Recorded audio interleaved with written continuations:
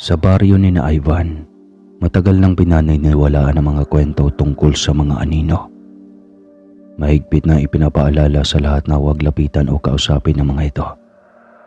Lalo na't hindi naman ito nakikita kung saan nagmumula. Lalong nagiging matindi ang takot sa baryo dahil sa pagdami ng usapin tungkol sa mga aswang. Ang mga biktima na nakaligtas mula sa mga aligasyon ng pag-atake ng mga aswang ay nagpapatotoo na nakakita sila ng anino bago sila atakehin. Ito ay nagpapalakas sa paniniwala ng mga tao na ang likha ng anino ay may kaugnayan sa mga aswang na umiikot sa kanilang baryo.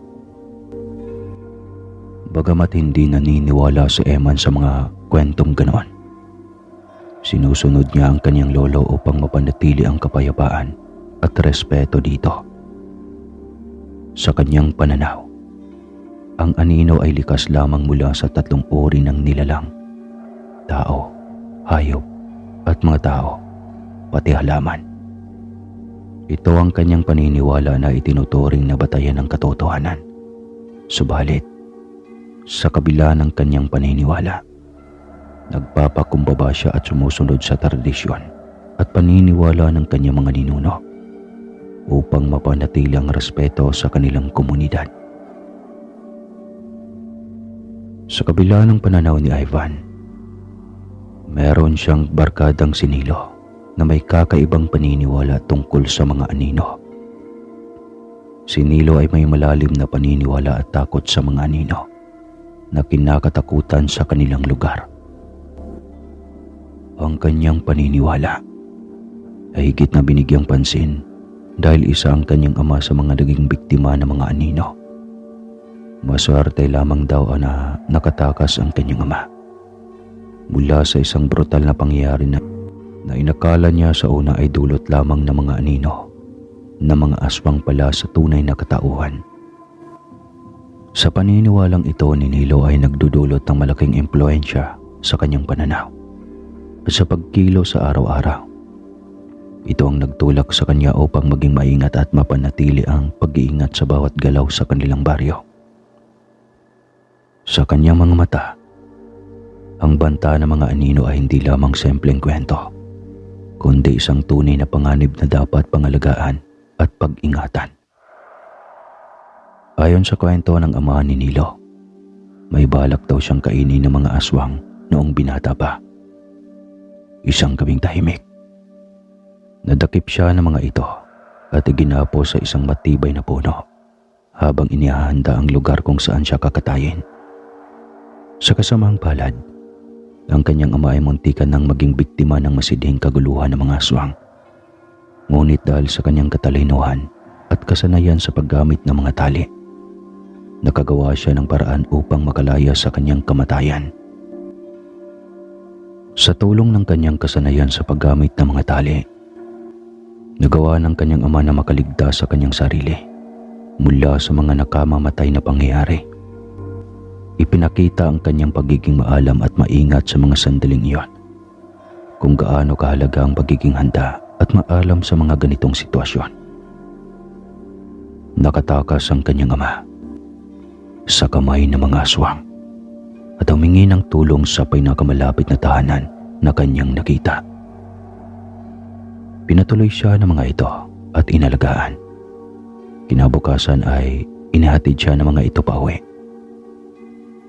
Sa kanilang baryo, may umiiral na batas na ipinagbabawal ang paglabas ng mga tao kapag sasapit ang 6:00 ng gabi. Ito ay dahil sa paniniwalang sa oras na ito, ang araw ay unti-unting nawawala at ang buwan ay nagsisimula ng sumikat. Sa pagdating ng ganitong oras, ang buong lugar ay magkakaroon na ng anino. Ipinapatupad ito bilang isang paraan upang mapanatili ang kaligtasan at kapayapaan ng kanilang baryo. Tara na, Nilo, gusto ko pa sanang maggala ngayong gabi. Ang ganda pa naman ng hangin at masarap maglibot sa paligid. Hindi ako sang-ayon, Ivan. Alam mo namang bawal na tayong lumabas kapag 6:00 na. Masyado nang delikado, lalo na't papalubog na ang araw. Seryoso ka ba? Anong masamang mangyayari?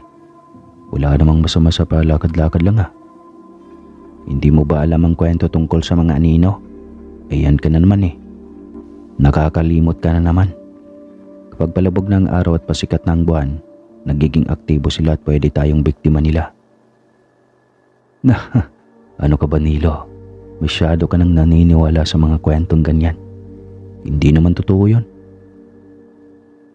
Hindi ito tungkol sa pagiging naniniwala, Ivan. Ito ay tungkol sa pagiging responsable at pagrespeto sa mga utos ng mga matatanda. Ulitin ko ba sa iyo ang kwento ng tatay ko? Ay, pero gusto ko pa sanang maggalay. Hindi po pwedeng isang maliit na lakaran lang.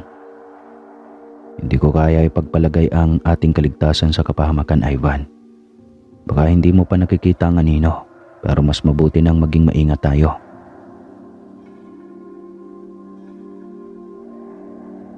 Sige, Nilo. Magpapalubag na rin ako ng loob. Tama ka. Mas mabuti nang maging ligtas kaysa mapahamak. Salamat, Ivan. Alam kong hindi madaling sundin ang mga batas pero ito ay para sa ating kapakanan at kaligtasan. Hindi masaya si Ivan. Naiinis siya dahil hindi nasunod ang kanyang nais. Nabutan naman niya sa kanilang tahanan ang kanyang lolo na halatang inaantay siya sa pag-uwi. Madami itong inutos sa kanya na gawaing bahay kaya nalimutan niya din ang galit niya ng mga oras na iyon. Kinagabihan, hindi siya makatulog at nakatitig lamang siya sa gasera dahil sobrang dilim sa kanilang tahanan. Sarado kasi ang lahat na pwedeng pasukan ng liwanag ng buwan dahil istrikto ang kanyang lolo pagdating sa ganoon. Napabalik ko siya at nakita ang sobrang liit na butas sa kanyang dingding na nakasentro naman sa sagingan. Nakatitig lamang siya doon at napansin niyang maliwanag ang buwan. Kahit maliit ang butas ay sobrang linaw naman ng kanyang mata at nasisipat pa din niya ang nasa labas. Napansin niyang mayroong anino na gumagalaw sa sagingan. Anino iyon ng isang tao, ngunit wala namang nilalang nandoon. Pinagmasdan niyang maigi at maya-maya lang napansin niya ang alagang baboy Ramon ng kanilang kapitbahay na tumakbo sa direksyon na iyon.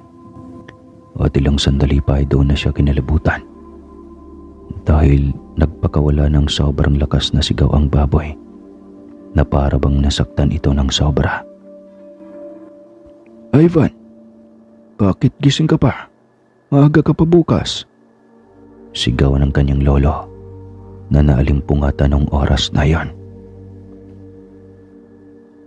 Lo, yung anino po sa sagingan. Takot na wika ni Ivan. Hindi na sumagot ang kanyang lolo. Marahil ay nakatulog din ito kaagad. Sa takot ay pinili na lamang ni Ivan ang matulog. Kinabukasan ay maaga pa lamang isinama na siya ng kanyang lolo sa sagingan. Kaagad naman niyang tinungo ang direksyon kung saan nawala ang baboy Ramo. At wala na siyang ibang bakas na nakikita doon, kundi ang ilang patak na mga dugo sa paligid nito. Binalot siya ng takot pero hindi siya dito. Kaya mas pinagtuunan niya na lamang ng pansin ang pagtulong sa kanyang lolo. Sumapit ang tanghali at nakita niya ang kanilang kapitbahay na si Manong Melchor na napapakamot ng ulo at napapakunot ang noo. Kaya naman nilapitan niya ito para tanungin. Napansin mo ba ang baboy Ramo ko, iho? Inahin yun. Malaki sanang kikitain ko kapag nanganak yun. Nasaan na kaya? Tanong ni Manong Melchor. Kinilabutan naman si Ivan sa kanyang narinig, kaya naman pabulong niyang inamin sa matanda ang kanyang mga nakita kagabi. At inilahad niya dito ang lahat. Ipinakita niya din dito ang mga bakas ng dugo na naiwan. Subalit pinagtawanan lamang siya nito dahil hindi daw naniniwala si Manong Melchor sa mga aswang. Marahil ang kanyang nakita daw ay mga magnanakaw ng baboy at nanakawan siya. Tinapik lamang siya nito at nagpasalamat kahit papano. Nagulo na naman ang utak ni Ivan Bigla na naman siyang hindi naniwala sa mga anino. Matapos ang usapan nila ni Manong Melchor, nakakita naman siya ng isang matandang babae na pinapagalitan ng kanyang mga apo. At ipinapanakot dito ang mga anino. At ang mga bata ay biglang pumirme at hindi na naglikot pa. Doon naman nakumbinsi si Ivan na panakot lamang talaga ang lahat. At maging ang kaibigan niyang si Nilo ay napaikot ng mga haka-hakang ito. Kinabukasan, sa pagbalik nila sa trabaho, napansin nila ng kanyang lolo ang isang lalaki na naglalakad sa initan na umiiyak. At bilang pinalaking matalungin, kaagad naman na tinakbo ni Ivan ang lalaki. Nakamuntikan ng mapaluhod. Inupo niya ito malapit sa kanyang lolo at doon naman nila ito pinainom ng tubig at tinanong. Nung kumalma naman ang lalaki ay kaagad naman itong sumagot. Iyong asawa ko. Nahuli ng uwi kagabi, hindi ko alam kung bakit. Damit na lamang nahuli niyang suot ang natagpuan ko sa daan, kung saan siya normal na dumadaan. Ngayon hinahanap ko kahit bangkay niya lang. Gusto maitindi ang mga anino ng aswang ngayon. Hindi ko inakalang pati ako ay mabibiktima. Malungkot na saad ng lalaki. Ikinalulungkot ko ang nangyari doon. Hindi talaga natin masasabi kung kailan ang oras natin o kailan aatake ang mga aswang. Hindi na talaga sapat ang salitang magdoble ingat sa panahon ngayon. Lalo at nasa kalbaryo ang bayan natin. Ipagdadasal ko na lang din ang kaluluwa ng misis mo. Malungkot ding sagot ng lolo niya.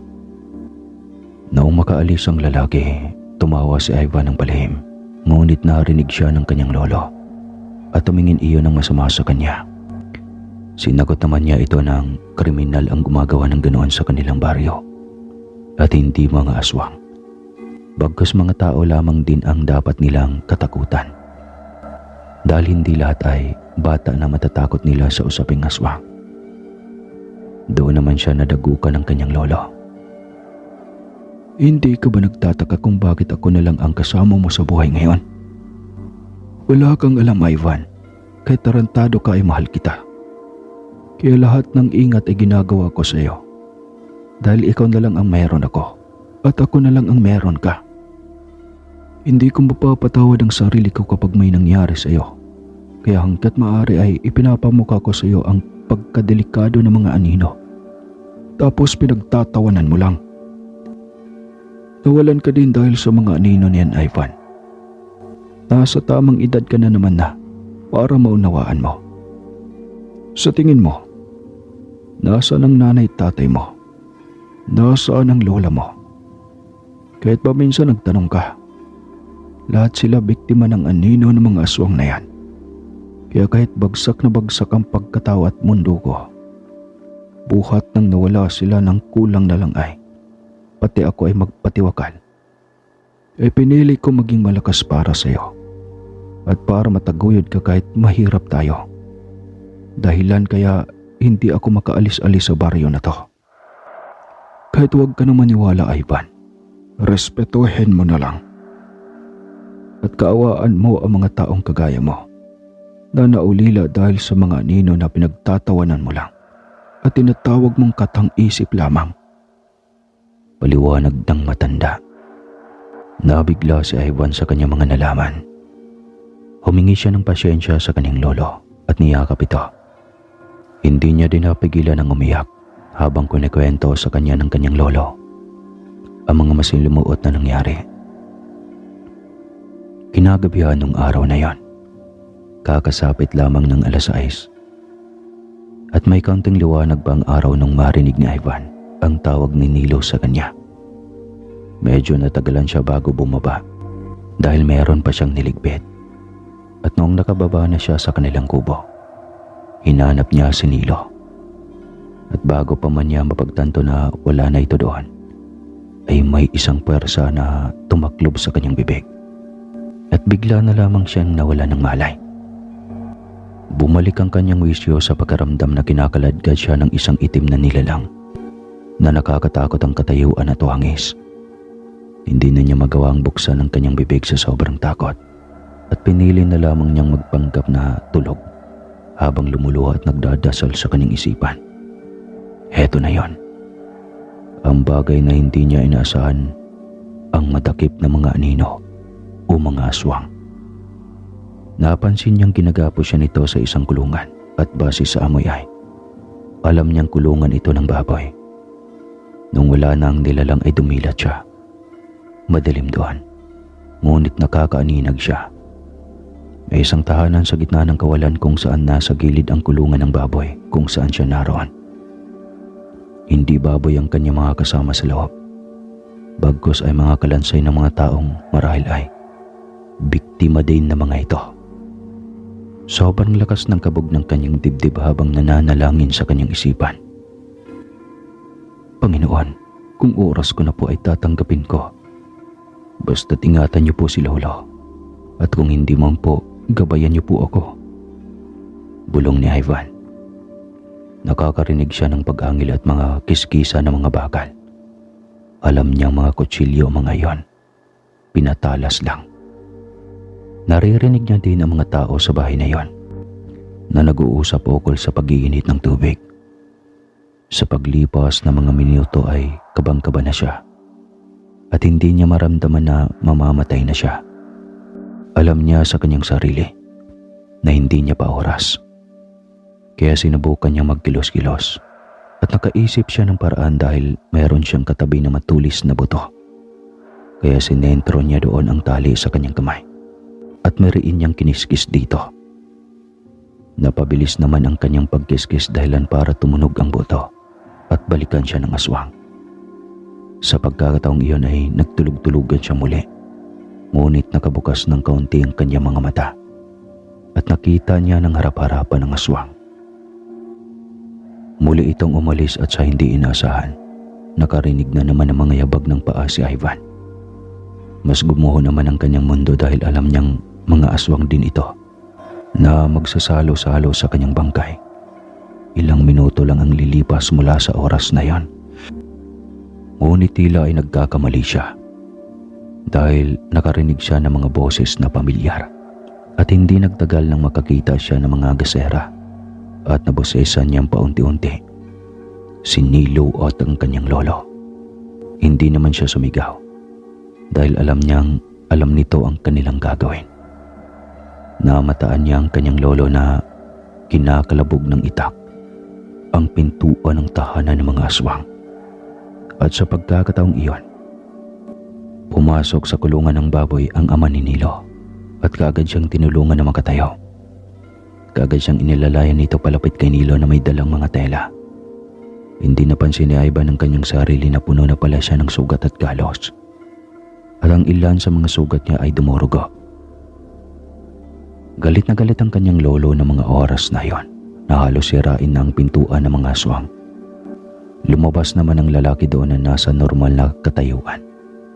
Ngunit di nagpatinag ang lolo niya at tinaga pa din ito sa balikat. Kilalanin mong binabangka mo. Kapag naulit to, sinasabi ko sa iyo, liig mo na ang tatapyasin ko. Ungas ka. Apo ko pa talaga. Napakagago mo.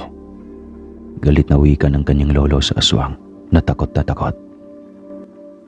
Kagad naman silang umalis noon habang inaakay siya ng kanyang lolo at nag-aalala ng sobra sa kanya. Kagad naman silang dumiretso sa tahanan nila kasama pa din si Nilo at ang ama nito. Pinatakan nila ng malunggay ang lahat ng kanyang sugat at inasikaso siya ng sobra habang pinapakwento siya kung ano ang nangyari.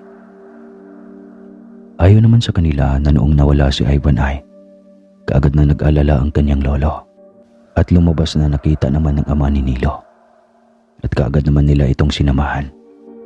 Magmula noong araw na yon ay nabawasan ang mga usapin patungkol sa anino hanggang sa unti-unting nawala na para bang natakot ang mga ito sa lolo ni Ivan. Hanggang sa nabalitaan na lang nila na nawala na doon sa tahanan nila ang mga aswang. Kaya naman naglakas loob na ang mga tao na pasukin ito at ganoon na lamang ang panlulumo ng iba nang makita ang ilang mga palatandaan ng kanilang mga mahal sa buhay na kinuha din ng anino ng mga aswang.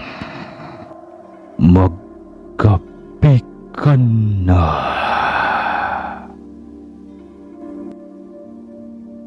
Sa malaking pamilya ni Ricky, hindi kakaunti ang mga okasyon na ipinagdiriwang.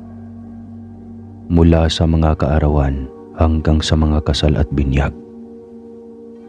Dahil dito, madalas silang nagkakasunod-sunod na handaan. Isa sa kanilang paboritong ihanda sa mga pagtitipon ay ang lechon, at palaging mayroon silang espesyal na nagbibigay ng masarap na karne para sa kanilang mga selebrasyon. Ito ay si Iboy. Kilala si Iboy sa kanyang matagumpay na negosyo sa pagbebenta ng karne, at marami ang nagtitiwala sa kanya dahil sa kalidad ng kanyang mga produkto. Bukod sa lechon, nagluluto rin sila ng iba't ibang lutuin na siguradong mapapasarap ang bawat handaan. Ang mga pagkakataong ito ay hindi lamang pagkakataon para sa pamilya ni Ricky na magkakasama at magdiwang, kundi pati na rin pagkakataon upang ipakita ang kanilang suporta sa mga malalapit sa kanila tulad ni Iboy. Noong kasal ni Ricky, natuklasan niya si Iboy sa palengke habang nag-aabang ng murang karne para sa kanilang handaan. Sa unang pagkakataon pa lamang na bumili sa Ricky ng karne kay Iboy, agad niyang napansin ang kalidad at kalinisan ng mga produkto nito. Hindi lamang presko ang mga karne ni Iboy, kundi talagang pinapanatili niya ang mga ito sa pinakamataas na kalidad at sariwang kondisyon. Dahil dito, walang palya na si Ricky ay kumukuha ng karne mula kay Iboy tuwing may pagdiriwang sa kanilang pamilya. Naging malaking tulong kay Ricky ang pagkakatuklas kay Iboy, hindi lamang dahil sa murang presyo ng kanyang mga produkto, kundi pati na rin sa tiwala at kumpiyansa na hatid nito sa kanya. Sa bawat okasyon, alam na Ricky na maaasahan niya si Iboy upang magbigay ng mga produkto na hindi lamang masarap, kundi garantisadong sariwa at kalidad. Sa kanilang pagkakakilala sa palengke ay hindi lamang nagbunga ng isang negosyo, kundi nagbuo rin ng isang matibay na samahan at pagtitiwala sa pagitan nila. Sasapit ang 18 taon ng dalaga ni Ricky, kaya kailangan nila ng madami-daming karne para sa mga lulutuin dahil gagawin nilang bongga ang selebrasyon. Kaya maaga pa lamang ay nagsabi na siya kay Iboy, "Pare ha, sa kaarawan ng dalaga ko kailangan ko ng karne ng baka, baboy at manok. Alam mo na yon. Bonus na din kung may kambing. Hayaan mo, bibigyan ko pa kayo ng tip," saad ni Ricky. Walang problema, Ricky. Gusto mo sumama ka sa amin para personal kang makapili ng bagong katay ng mga karne kapag malapit na ang kaarawan ng anak mo, sagot ni Iboy. Sa pagkakasundo sa araw na iyon ukol sa mga karneng ihahanda para sa selebrasyon, naramdaman ni Ricky ang isang malaking pabigat na nabawasan sa kanyang balikat. Sa pagiging kampante at tiwala kay Iboy na may kakayahang magbigay ng pinakamahusay na kalidad ng mga karneng kinakailangan, nagawa niyang mas magaan ang kanyang pakiramdam at naging mas masigla ang kanyang paghahanda para sa darating na okasyon. Kasama sa mga imbitado at nagpaplano ang ninong ng kanyang anak na si Joseph. Inilahad niya din dito na wala silang poproblemahin sa karne at kwento niya din dito ang tungkol kay Iboy. Ngunit napansin niya ang pagkunot ng noo nito. "Iboy, yung lalaking mataba na kulot? Taga Sitio Luwasan?" tanong ni Joseph.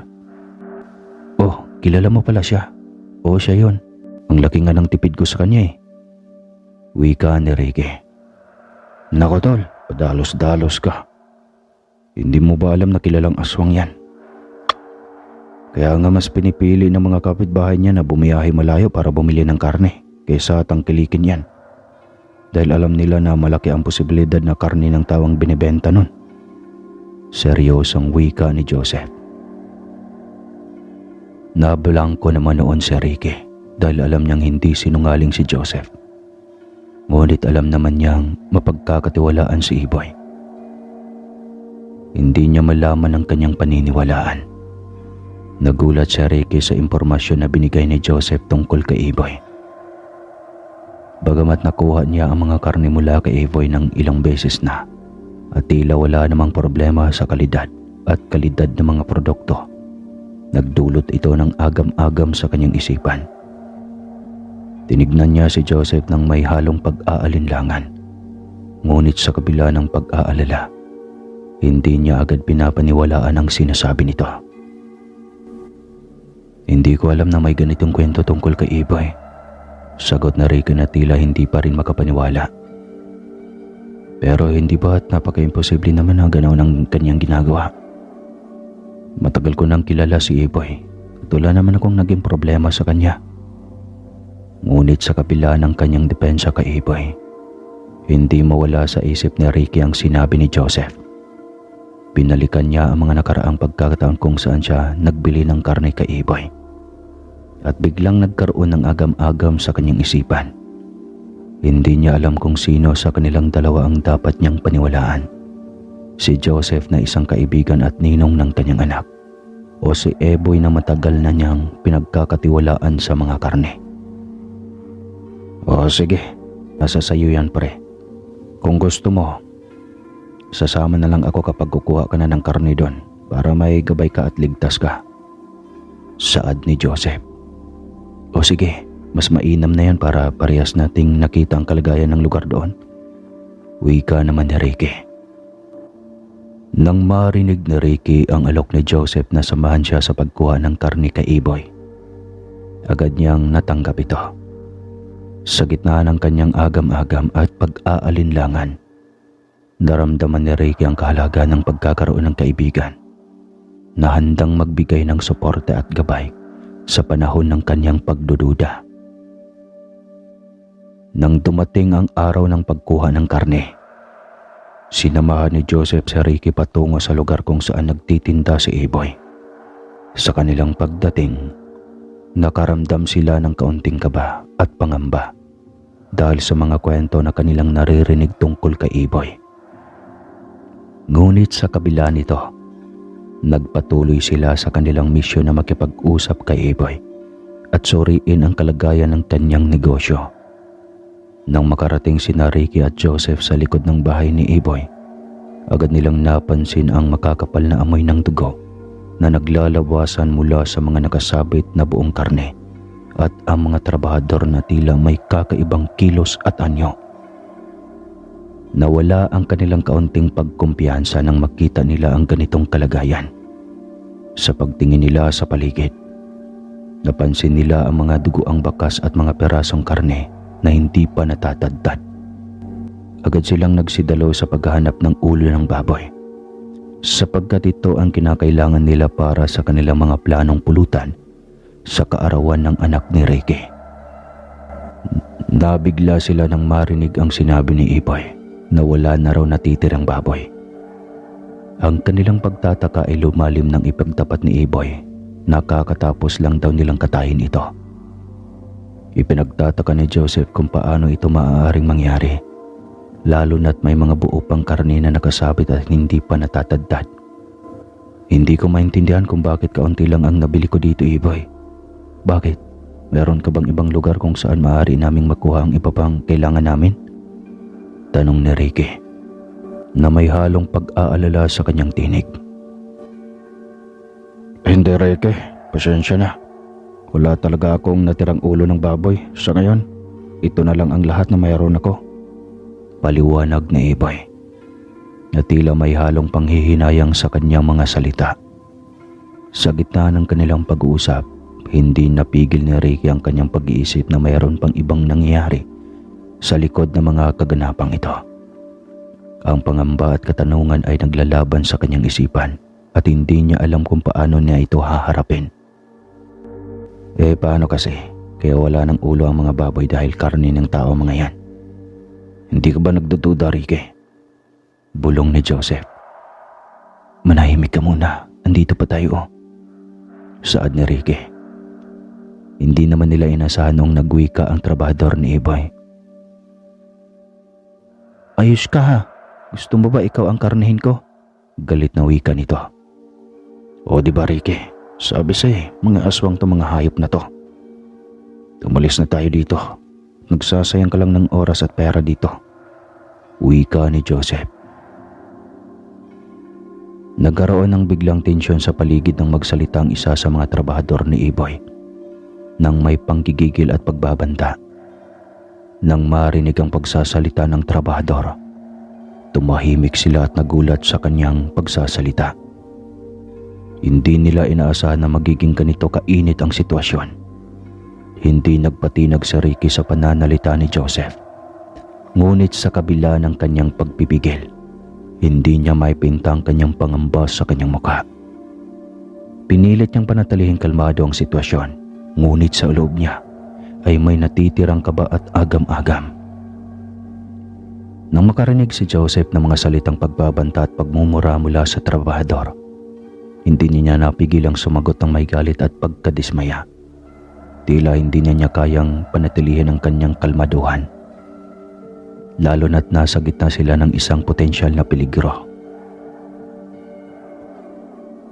Oo nga, Ricky, tama ka. Hindi tayo ligtas dito. Pariing wika ni Joseph na puno ng galit at pangamba. Hindi tayo dapat mananatili sa lugar na to. Kailangan nating umalis at maghanap ng ibang mapagkukuhanan ng karne. Hindi natin dapat hayaan na mapahamak tayo dito.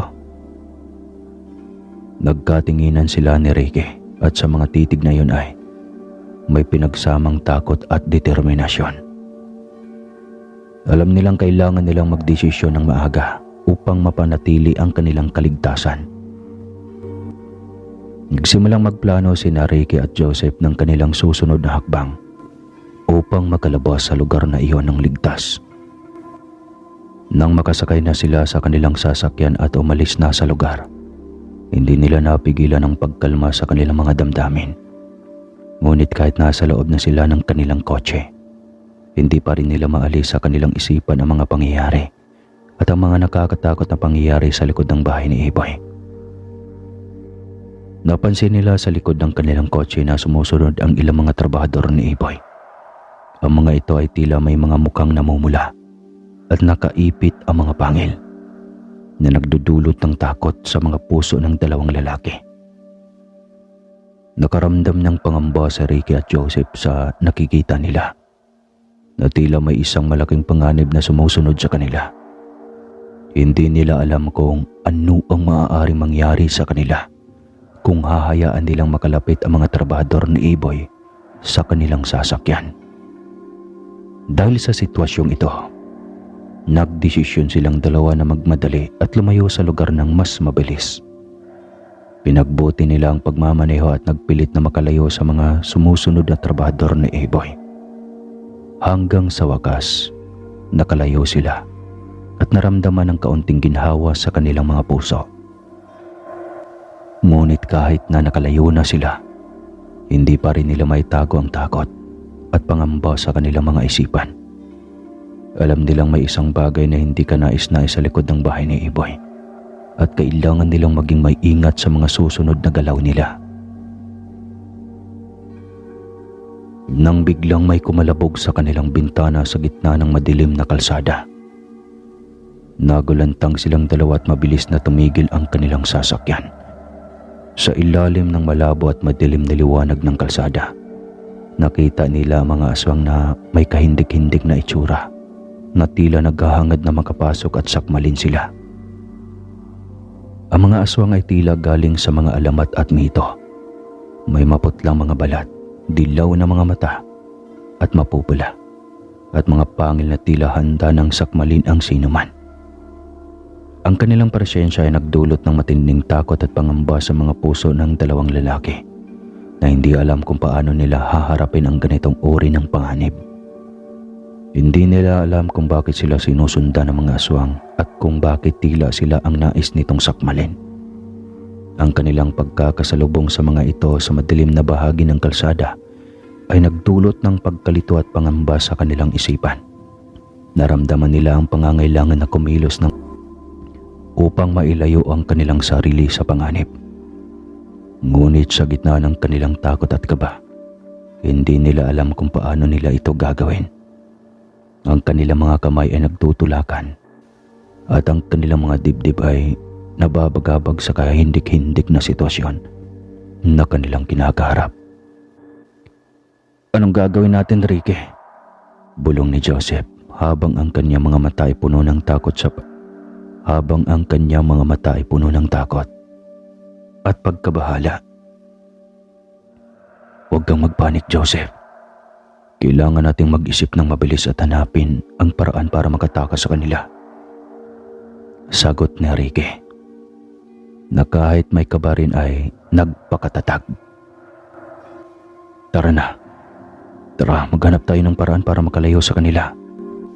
Ang bilis nilang tumakbo," dagdag ni Ricky, habang sinisigurado na nakakandado niya ang pinto ng sasakyan at nagsimulang magmaneho ng mabilis palayo sa mga aswang.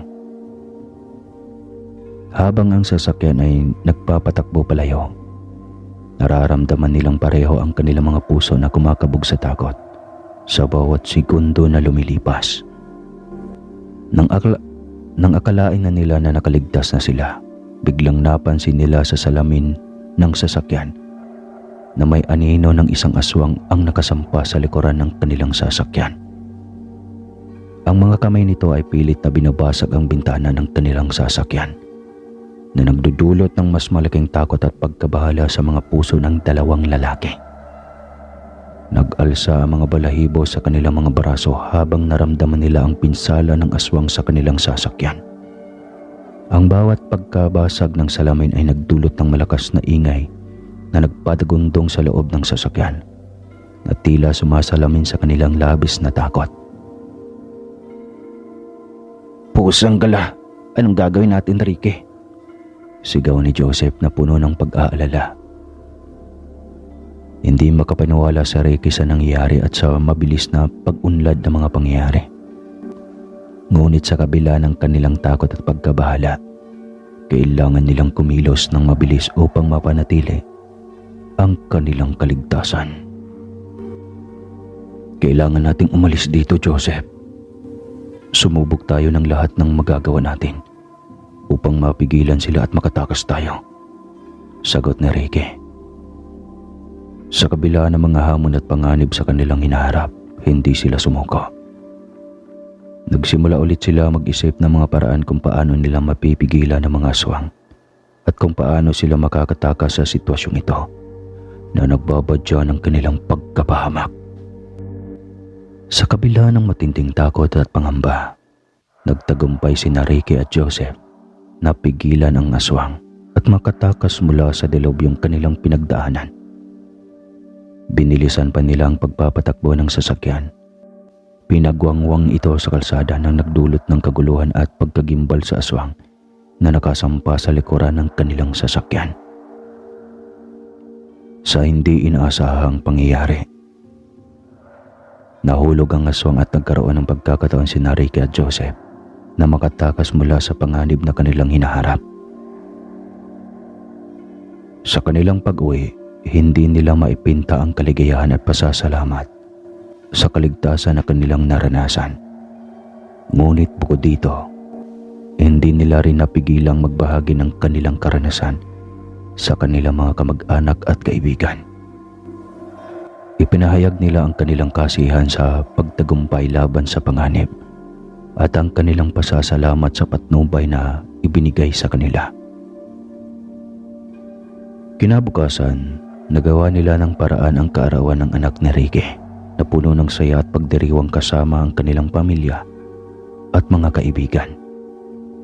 Hindi nila nakalimutang ibahagi ang kanilang naging karanasan sa paghahanap ng karne at ang kanilang pakikipagtunggali sa mga aswang.